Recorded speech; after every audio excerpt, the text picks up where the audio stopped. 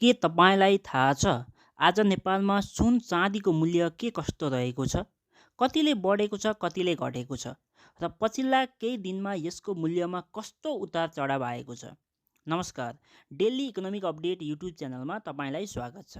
आजको भिडियोमा हामी हेर्नेछौँ नेपाल सुनचाँदी व्यवसायी महासङ्घले तोकेको आजको दिनको छापावाला र तेजाबी सुनको मूल्य के कस्तो छ र हिजोको तुलनामा आज के कतिले घटबढ भएको छ भन्ने कुरा हुनेछ।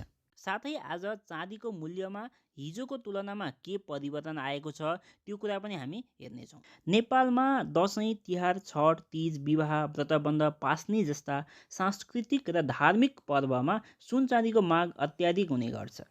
तर अरू बेला पनि मानिसहरूलाई सुन चाँदीको मूल्यबारे चासो रहिरहन्छ किनभने यो हाम्रो दैनिक जीवन र लगानी दुवैसँग जोडिएको विषय हो। त्यसैले आउनुहोस् आजको भिडियो सुरु गरौँ। भिडियोमा अगाडि बढ्नुभन्दा पहिले यहाँलाई एउटा सानो रिक्वेस्ट गर्न चाहन्छु।